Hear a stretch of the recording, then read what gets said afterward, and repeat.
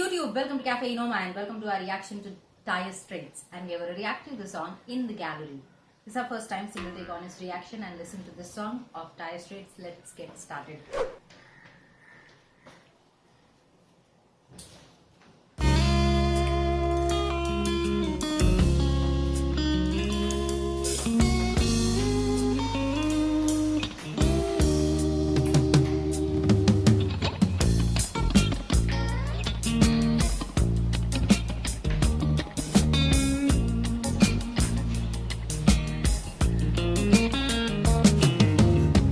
Made a bareback rider, proud and free upon a horse.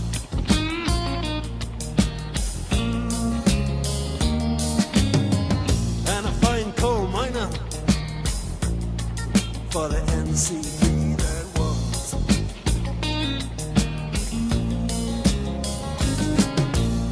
A fallen angel, Jesus on the cross.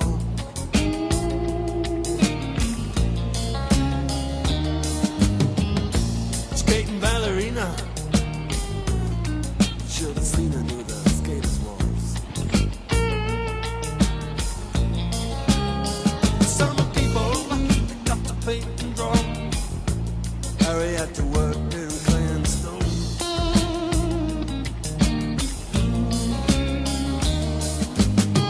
Like the waves coming to the shore, it was in his blood and in his bones.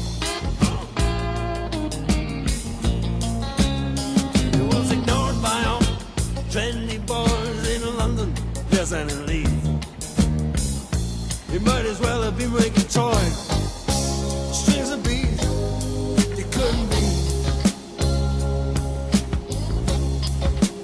No, it couldn't be. In the gallery.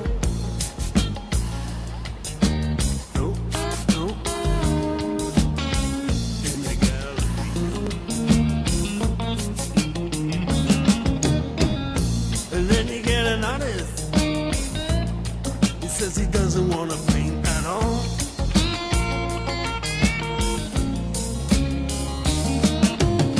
Like stakes and empty canvas,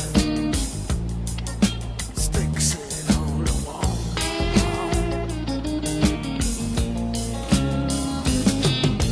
Burnt off a fella, all the phonies and all of the fakes. While the dealers, they get together and they decide who gets the breaks. Who's gonna be?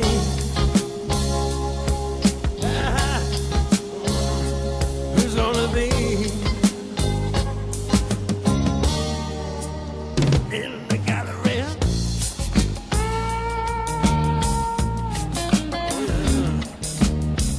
In the gallery.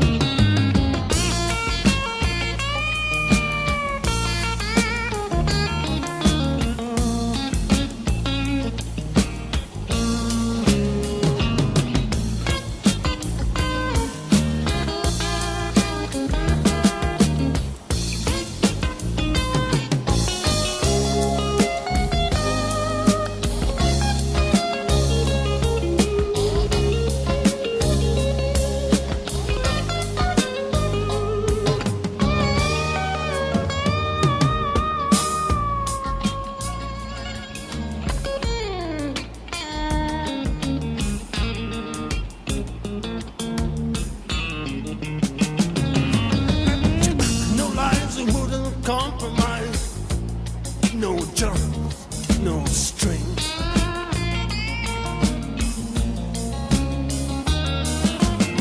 And all the lines were subsidizing, it just don't mean a thing.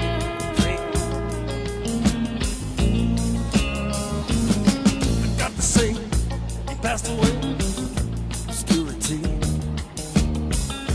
And now all the vultures, they're coming down from the tree. He's calling me. Yeah, he's calling.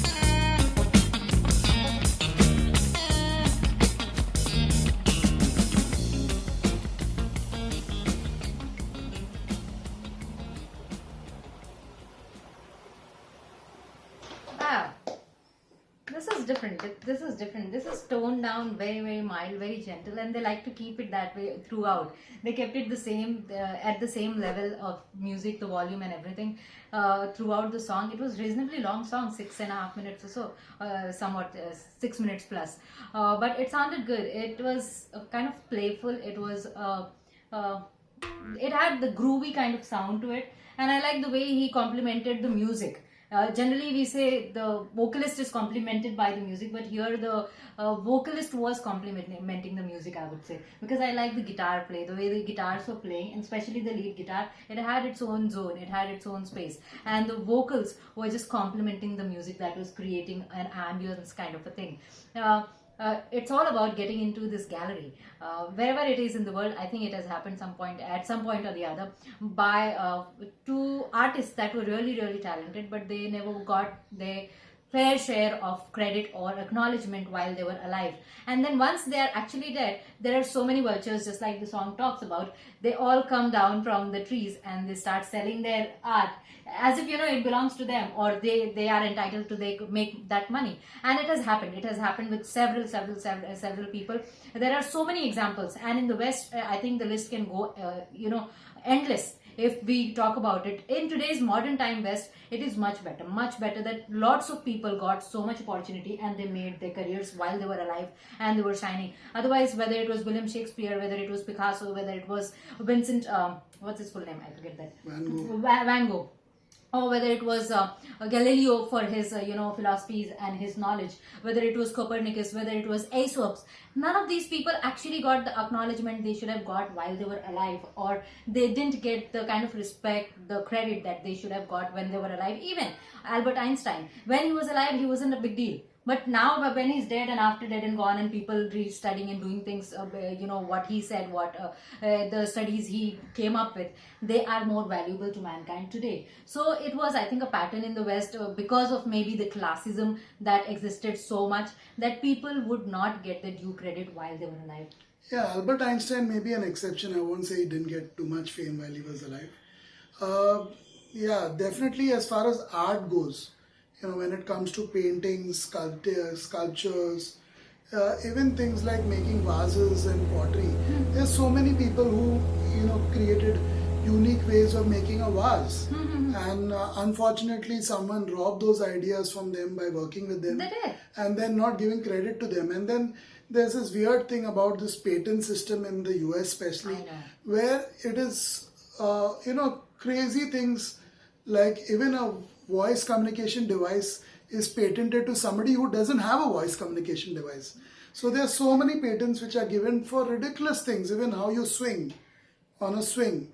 Those kind of things are patented in the US, which have already been done from hundreds of years before probably.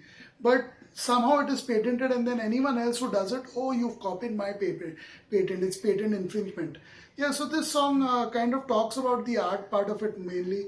I love the music. The verses had a strong reggae vibe going on for it. Then when it came to the chorus, it became more like what I've heard of the Dire Straits in the past. So it became more like quintessential Dire Straits, quintessential classic rock. And then also that soul. He added a bit of huskiness, raspiness, if you can call it that, to his voice at key junctures to make it very soulful. It reminded me of James Brown and couple of others who we have heard in the past, little bit of them, and we definitely want to hear more of these soul greats. But that is what I liked, and especially the end. When it came to the guitar work, it became kind of fine and refined. It was. More refined towards the end, And I'm assuming it's a vocalist himself who did that, Mark Knopfler, the guitar. So a little bit of, refined guitar work towards the end of the song. There was a lot of restraint. It was beautiful. At towards the end, in fact, at one juncture, it even sounded a little bit like the sitar, little bit, to me in my ears. So it's a good song. It's talking about a topic which has been evergreen ever since people have invented things. And it's nice. Well done. That's it.